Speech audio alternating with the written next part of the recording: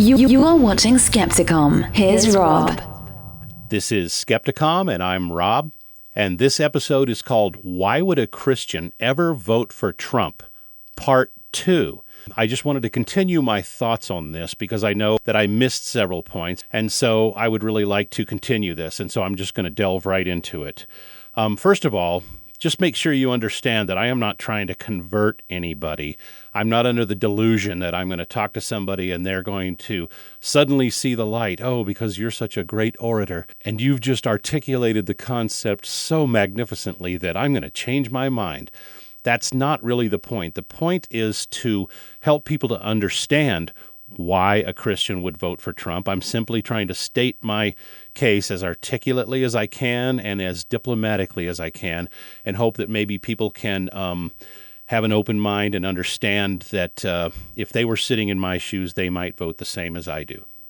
I'd like to start by laying some groundwork by talking about a few concepts. The first one is the lesser of two evils.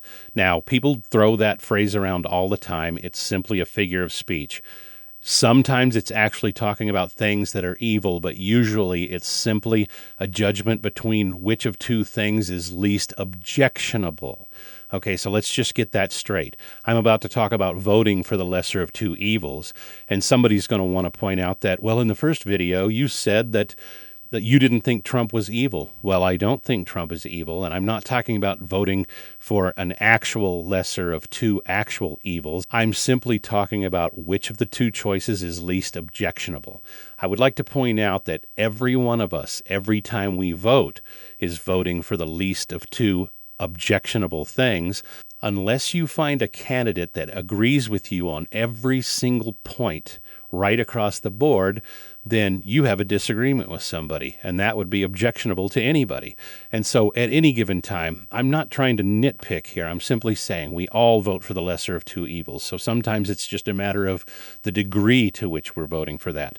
So moving on, I would like to talk about the next concept. It makes me laugh to think about, and that is that if you think about the history of this country, let's just go back to the beginning of my adulthood. I reached the age of 18 in 1980. Reagan was just about to be elected president, and Reagan served for 8 years, 2 terms, and then his vice president was elected, and he served for 4 more years. So that's 12 years of Republican. And then in 1992, Bill Clinton was elected, and he served for 2 terms. That's 8 years. Then it was Bush for 2 terms. That's 8 years. Then it was Barack Obama for 2 terms. That's 8 years. Think about what's going on here. Let's leave out the anomaly of 12 years of Reagan and Bush and just talk about 8 years Republican, 8 years Democrat, 8 years Republican, 8 years Democrat. That's generally how it goes. So you are going to spend half your life being ruled from Washington, D.C. by a president that you object to strongly. We are a country that is very polarized. Generally, most of us break to the left or to the right pretty significantly. And so if you are on the Democrat side, then you're not going to like the way Republicans run things. Knowing full well that you are going to spend half your life with a president in the office in Washington, D.C., that you generally don't like and you find quite objectionable, why would you want them to have power over your life right down to the details? I'm betting right now that most Democrats don't particularly like Betsy DeVos. That's the Secretary of Education, I think, under President Trump. She has some degree of power over the education that your child receives right down the street at your elementary school or whatever school your child goes to. I should think that we would all want less power concentrated in Washington, D.C. Why should a president that I don't like be controlling my kids' education to any degree? So I introduce these concepts to lay a groundwork so that when I'm talking later and I want to draw on those things, I can. All right, so now let's move on to one of the things that's really been a sticking point for some people. Several of the people I've spoken to who are Democrats and even some who are Republicans are upset with the way President Trump has supposedly handled the COVID pandemic. Let's talk about that for a minute. I'm going to have to lay a little bit more groundwork here. I first realized this concept back in 2005 when Hurricane Katrina hit New Orleans. Now, a lot of people were extremely unhappy with the way President Bush handled the thing, and I remember thinking at the time several things. First of all, why would you want a president who you object to have control over what happens to you in the middle of a crisis? I mean this sincerely. Let's just say you live in a coastal city and you're hit by a hurricane. Do you really want to be sitting around waiting for somebody in Washington, D.C. to come hold your hand and take you out of it? I should think that the more local those things are, the better off we'd all be. First, we need to take care of ourselves. I mean, if I'm living in a hurricane area, I think I'm going to have a whole bunch of sheets of plywood so I can board up my windows. I'm going to have food and water set aside. And I know because I've done some of this before. Back in the late 90s, when we were about to face the Y2K crisis that was supposedly going to come upon us, there was a lot of news stories that said that we were going to be facing shortages of food and water, and that there was going to be a computer crisis, and that planes were going to crash and everything. If you remember that time, it was harrowing. It didn't turn out to be anything near what they projected. However, it was an upcoming crisis that we thought might happen. I had water stored. I had food stored. And I don't mean just a little bit. I mean quite a bit. You sure don't want to be waiting for the federal government to come dragging in from across the country to help you with your local problem. It seems the height of insanity to me. And so, based on that concept, I'm going to say, why do we even look for the president to help us with this stuff? There's a CDC, that's the Center for Disease Control. Why has everybody got their cameras aimed at the president? What are we going to do? This is the height of ridiculousness. I think it's incorrect to look to the federal government, especially the president, to be dictating health policies for the country. And I think he did a pretty good job considering the fact that he was on camera several days a week, that he had several advisors. I thought he was doing a decent job, and I certainly don't buy this thing where he's evil. I think that was a crackpot story that was released that made President Trump look really bad. I think that was done deliberately, and I don't buy this whole thing. I don't even buy the premise of it.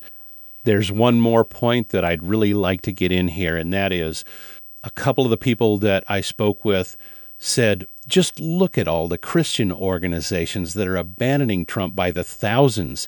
Can't you see that there's something there? Can't you see that there is a reason that they're doing that and that there's something wrong with him? Okay.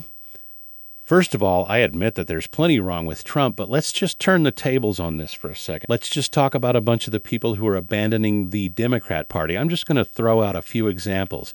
Kanye West, 50 Cent, Ice Cube. There's a prevalent video that's been released recently about a UFC fighter who's a Latino, and his name is Jorge Masvidal. And I don't know a lot about him, but he makes a really compelling argument. You should just look it up. All you have to do is type in Jorge Masvidal Trump, and I'll bet you'll get that video in a moment, and it's quite compelling. I'd like to throw in just a couple more here before I conclude. The first one is Dave Rubin, a highly successful YouTube personality with over 1 million followers. He's gay, and he was a lifelong Democrat, and then he converted. And you can listen to him constantly talking about why he left the Democrat Party and why he's now a conservative. Then there's the famous football player Herschel Walker.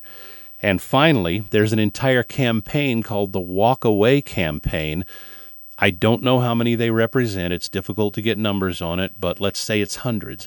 Let's say it's hundreds of Democrats that are leaving the Democrat Party because of things that they find objectionable.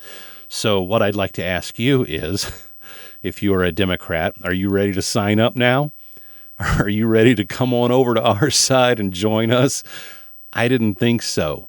So, using that as an example, do you really think that just because a bunch of Christians are leaving Trump that I'm going to suddenly change sides? I don't vote based on personalities, and I don't vote based on what the church is doing. For heaven's sake, I'm a Christian, but I don't like Christian religion. I don't like it one bit. I disagree with them on major doctrinal points all up and down the line. I probably have more in common with Republicans than I do with Christians, but I am a Christian. So I'm simply trying to say I vote on the issues. My top 5 or 10 issues are in line with what the Republicans are doing, generally speaking. I certainly don't like the way they do everything, but I'll tell you what I'm sure not going to do, and that's vote Democrat. Just like you wouldn't vote Republican. They stand against you on just about every point, don't they? Why would you vote for that? That's my answer to you. It doesn't matter how many people are leaving. I just gave you a laundry list of people who are leaving and an entire movement, and yet it doesn't compel you to leave. You probably think they're a bunch of chumps or rubes.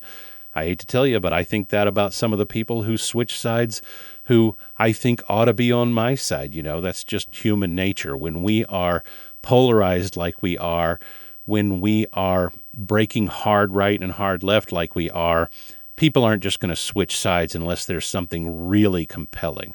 So that's my answer as to why I don't switch sides just because Christians are bailing.